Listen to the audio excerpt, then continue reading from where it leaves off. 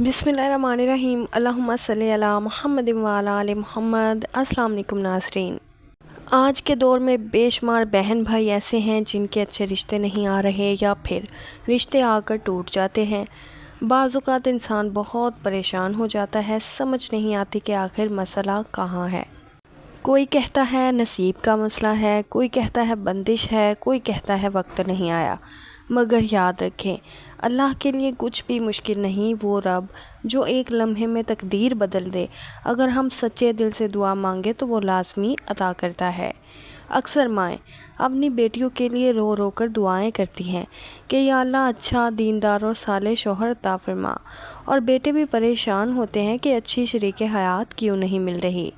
नाज़रीन, जब दुआ दिल से निकलती है तो आसमान के दरवाज़े लाजमी खुलते हैं, मगर दुआ के साथ यकीन और अमल भी लाजमी है। आज मैं आपको एक ऐसा मुजरब आज़मूदा कुरानी वजीफ़ा बताने जा रही हूँ जो बेशुमार लोगों के लिए बाइसे रहमत बना।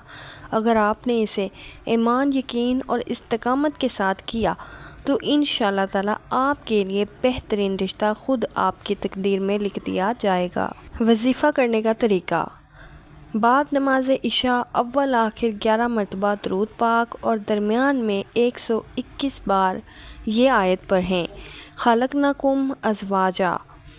ये आयत पढ़कर अल्लाह ताला से नेक, साले और तंदुरुस्त साथी की दुआ कीजिए।